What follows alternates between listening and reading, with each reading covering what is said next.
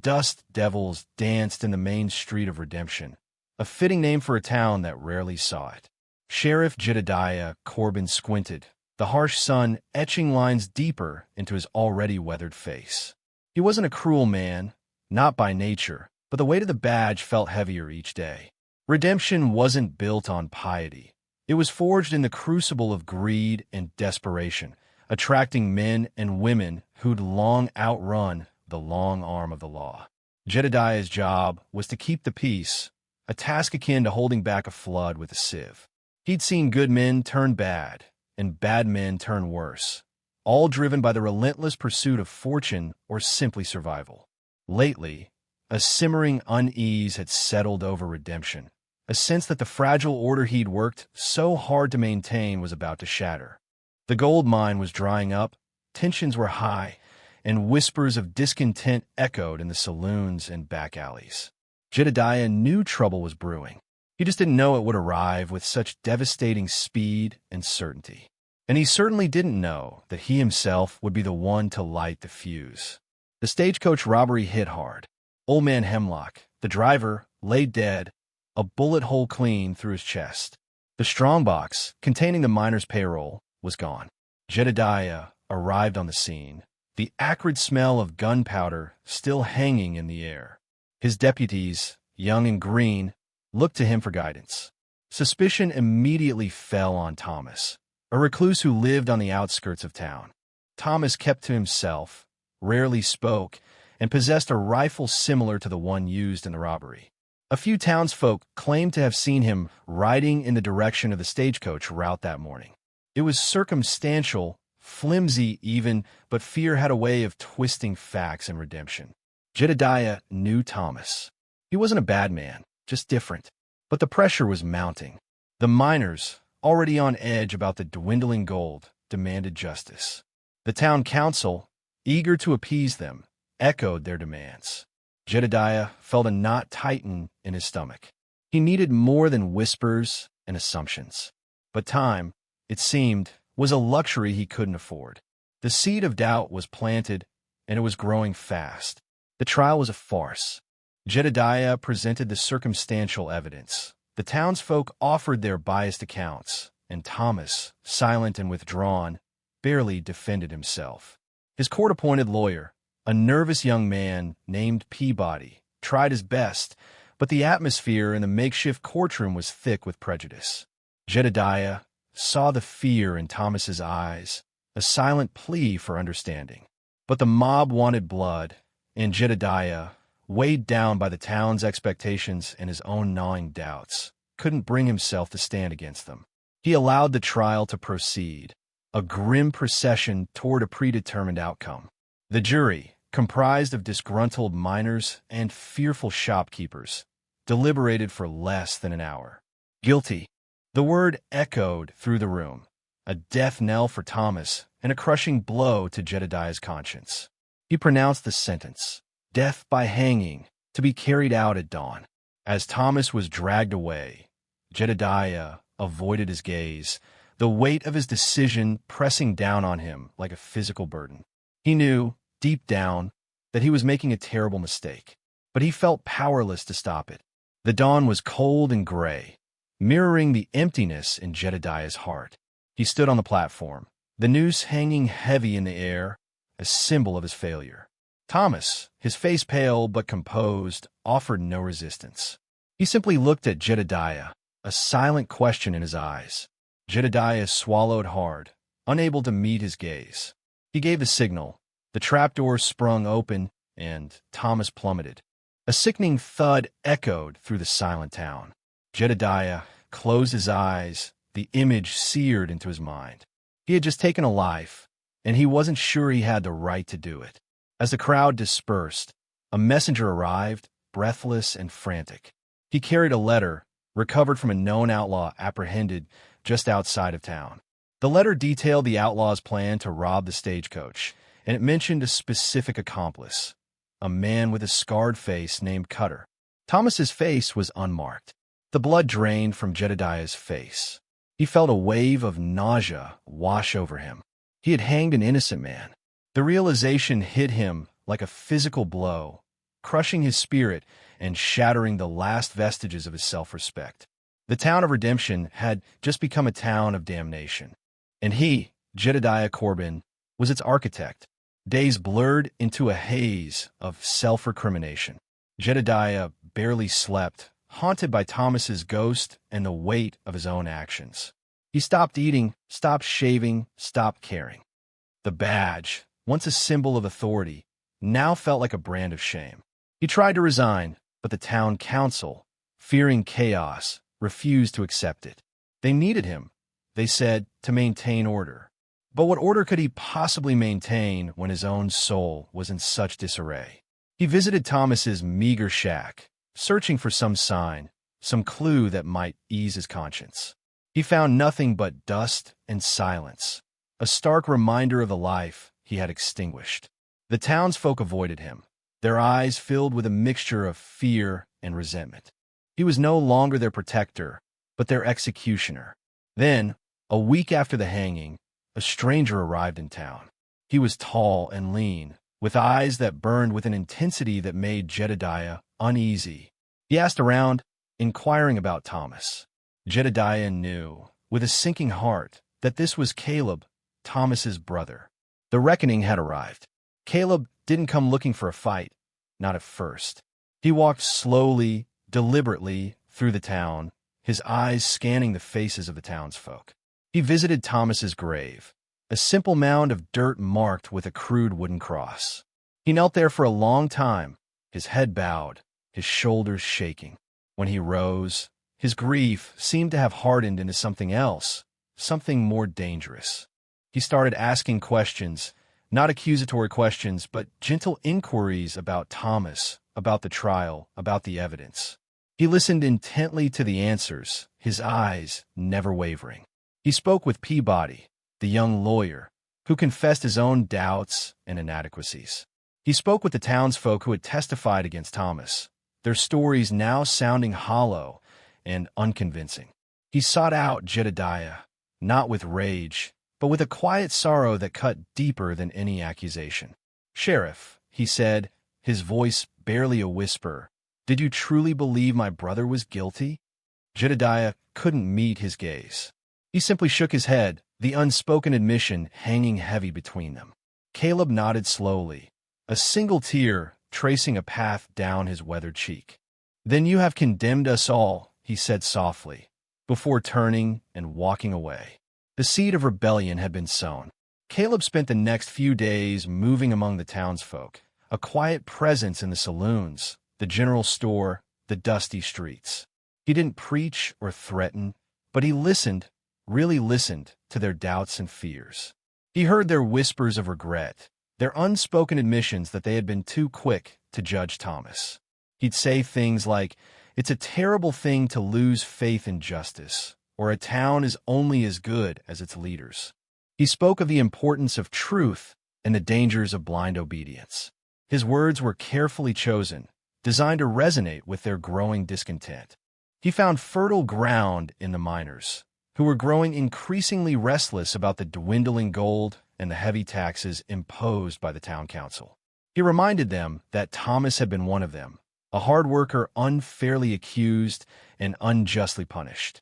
He subtly suggested that perhaps the council and Jedediah were more concerned with protecting their own interests than with serving the people. The seeds of rebellion, once planted, began to sprout, nurtured by Caleb's quiet charisma and the town's simmering resentment. Jedediah watched it all unfold, paralyzed by his guilt and his inability to act. He knew a storm was coming. He just didn't know how to stop it. The defiance started subtly. A broken window at the mayor's office, a tax collector run out of town with a load of buckshot peppering his backside. Whispers followed Jedediah in the streets, no longer respectful nods, but muttered insults, accusations of injustice and corruption. The town was turning against him, and he couldn't blame them. He tried to enforce the law, but his heart wasn't in it.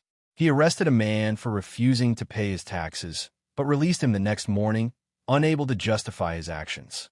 He investigated the broken window, but found no leads, or perhaps he didn't look hard enough. His deputies, sensing his weakness, became less reliable, their loyalty wavering. The town council demanded action, but Jedediah was adrift, lost in a sea of guilt and regret. He saw Thomas's face in every crowd, heard his voice in every whisper. He knew he had to do something, but he didn't know what. He was a sheriff without authority, a lawman without conviction, a man without hope. Redemption was on the brink of collapse, and he was powerless to prevent it. The small acts of defiance were just a prelude to a much larger storm, a storm that Caleb was about to unleash. Caleb announced a memorial for Thomas, a gathering to honor his life and remember the injustice he had suffered. Jedediah knew this was more than just a memorial. It was a call to arms. He considered banning it, but feared it would only fuel the flames of rebellion further. The town square was packed. Faces, once familiar, now glared at Jedediah with open hostility. Caleb stood on a makeshift stage, his voice ringing out across the square. He spoke of Thomas's kindness, his quiet dignity, his unwavering honesty. He spoke of the flawed evidence, the rushed trial, the deaf ears of the town council. Then, his voice hardened. He turned his gaze directly on Jedediah. And what of the man who condemned him, he roared. The man who swore to uphold the law, but instead became its executioner. Jedediah Corbin, you stand accused of murdering an innocent man. A gasp swept through the crowd. Jedediah stood frozen, the weight of Caleb's words crushing him. Caleb continued, his voice filled with righteous fury. He spoke of Jedediah's guilt, his inaction, his betrayal of the town's trust. The crowd roared its approval, their anger finally unleashed. The tide had turned. Redemption was no longer a town of laws, but a powder keg waiting to explode. And Caleb had just lit the match. The roar of the crowd turned into a unified chant. Justice for Thomas. Justice for Thomas. Caleb raised his hand, silencing them. We will have justice, he declared, but not through the corrupt channels of this town. We will take it ourselves. The crowd surged forward, a wave of armed townsfolk, their faces grim and determined. They carried rifles, shotguns, pitchforks, whatever they could find. They marched towards the sheriff's office, their numbers growing with each step. Jedediah stood his ground, his deputies flanking him, their faces pale with fear. He raised his hand, signaling them to hold their fire. He didn't want bloodshed, but he knew he couldn't back down. He was the law, even if the law had failed. Caleb stopped a few yards away, his eyes locked on Jedediah's. Stand down, Sheriff, he said, his voice cold and hard. Your time is over. This town demands a reckoning. I can't do that, Caleb, Jedediah replied, his voice hoarse. I swore an oath to uphold the law. The law betrayed my brother, Caleb spat. And you betrayed us all. A tense silence descended, broken only by the creaking of leather and the heavy breathing of the assembled townsfolk. The standoff had begun, and Jedediah knew, with a sinking heart, that it could only end in blood. The silence shattered. A shot rang out, fired from the crowd, striking a deputy in the shoulder. He cried out in pain, and the standoff dissolved into chaos. Gunfire erupted from both sides, the air filled with the acrid smell of gunpowder and the screams of the wounded. Jedediah, despite his guilt and his reluctance to fight, drew his gun. He had a duty to protect his deputies, to maintain some semblance of order. He fired back, aiming for the legs, trying to disable rather than kill. But the townsfolk were relentless, their anger fueled by years of resentment and the burning desire for revenge. The fighting spread through the town, turning Redemption into a battlefield. Buildings were set ablaze, shops were looted, and neighbors turned on each other with savage fury. Jedediah watched in horror as his town descended into anarchy, his guilt compounded by the knowledge that he was responsible for all. He fought his way through the chaos, trying to restore order, but it was a losing battle. He was outnumbered, outgunned, and out of time. Redemption was burning, and there was nothing he could do to save it. His authority was gone, replaced by the primal forces of vengeance and rage. Amidst the chaos, Jedediah found himself face to face with Caleb. They were separated by a sea of fire and violence, but their eyes locked, a silent acknowledgement of the shared tragedy that had brought them to this point. Jedediah had Caleb in his sights, his finger tightening on the trigger.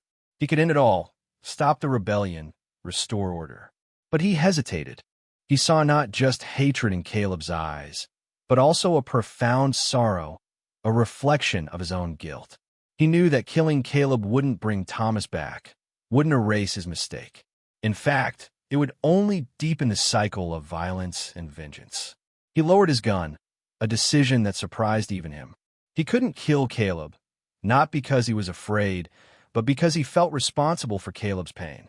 He had taken Caleb's brother, and he couldn't bring himself to take his life as well. He felt a perverse sense of obligation, a belief that he deserved to suffer the consequences of his actions. Caleb, seeing Jedediah's hesitation, seized the opportunity and disappeared back into the crowd, leaving Jedediah to grapple with his conflicting emotions and the burning ruins of his town. The moral compass was spinning, and the needle pointed to nowhere. The veneer of civilization had completely crumbled. The townsfolk, once bound by community and shared hardship, now preyed on each other. Fear and anger had eroded their moral compass, leaving them adrift in a sea of opportunism and brutality. Old grudges resurfaced, fueled by the chaos. Debts went unpaid, property lines were ignored, and violence became the language of the day. The strong took from the weak, and the weak took from those weaker still. Families turned against each other, driven by greed and the desperate need to survive. Martha Hemlock, the widow of the stagecoach driver, was driven from her home by her neighbors, who accused her of hoarding supplies. Silas, the blacksmith, was beaten and robbed by a gang of miners who claimed he had overcharged them for his services. Even Peabody, the young lawyer, was seen looting a burned-out store, his ideals shattered by the town's descent into depravity. Jedediah watched it all with a growing sense of despair. He had failed to protect his town, and now he was witnessing its moral collapse. Redemption had become a feral beast, driven by instinct and devoid of compassion. The last vestiges of hope had been extinguished, leaving behind only ashes and the bitter taste of regret. Even the air seemed thick with the stench of moral decay. Wounded and weary, Jedediah limped through the wreckage of redemption, searching for Caleb. He found him in the town square, surrounded by a group of heavily armed townsfolk, his face grim and resolute. Jedediah approached him, his gun holstered. "Caleb," he said, his voice raspy, "it has to end. This town is destroyed. It won't bring Thomas back." Caleb stared at him, his eyes burning with a cold intensity. "Justice will be served, Sheriff," he said, his voice devoid of emotion. "Then take me," Jedediah pleaded. "I'm responsible for all of this. I deserve to be punished." He unbuckled his gun belt and dropped it to the ground. "I surrender." A murmur rippled through the crowd. Some seemed surprised, others confused. But Caleb remained unmoved. "Death would be too easy for you, Sheriff," he sneered. "You need to suffer. You need to watch everything you ever cared about burn to the ground." He gestured to the crowd. "Let the people decide his fate. Let them decide what justice truly means."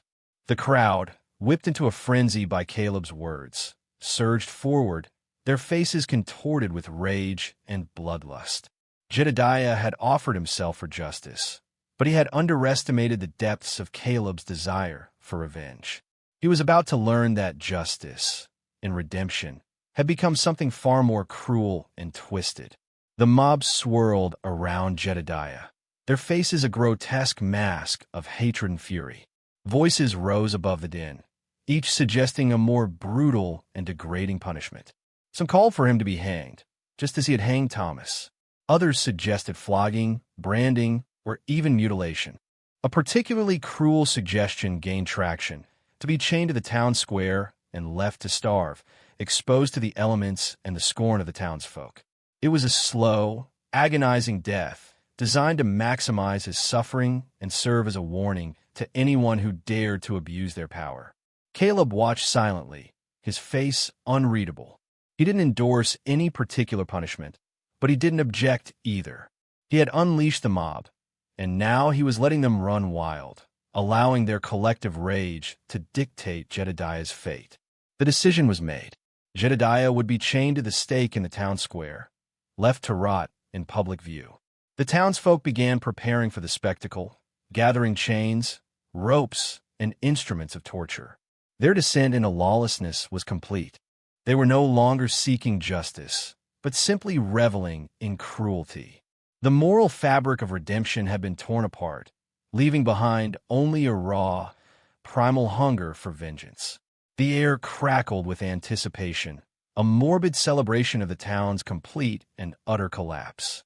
Jedediah closed his eyes, bracing himself for the inevitable.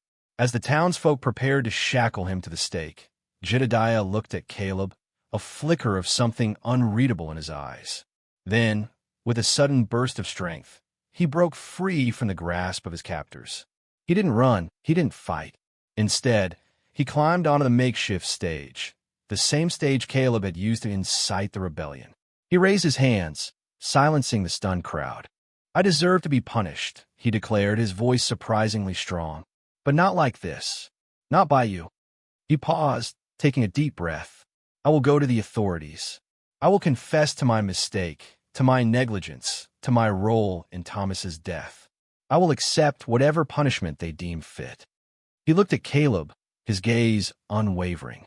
"This town is lost, but maybe, just maybe, by facing justice, I can offer a chance for redemption, a chance to rebuild, to heal." He turned and walked towards the edge of town, leaving behind the stunned silence of the mob. No one tried to stop him. They were too shocked by his unexpected act of self-sacrifice. Caleb watched him go, his face a mask of confusion and disbelief. He had expected Jedediah to beg, to plead, to fight. He had never imagined this. The crowd parted, allowing Jedediah to walk into the uncertain future, leaving behind a town consumed by its own demons. Redemption was left a smoldering ruin, both physically and spiritually. Many of its buildings were reduced to ashes, and its remaining inhabitants were scarred, both inside and out, by the violence they had witnessed and participated in.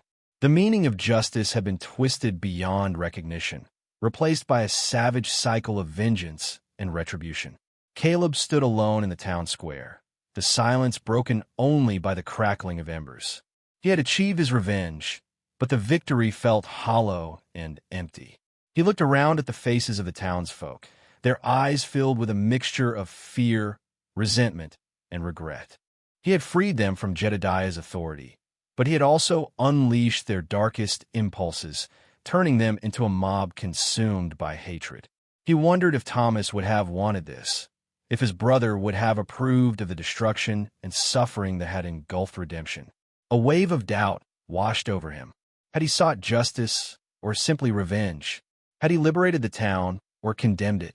The future of redemption was uncertain. Some would leave, seeking a new life elsewhere. Others would remain, haunted by the ghosts of the past. But one thing was certain: the town would never be the same. The meaning of justice was forever tainted, and Caleb was left to grapple with the cost of his actions, the realization that revenge, in the end, had consumed not just his enemies, but also himself. He had won, but at what price?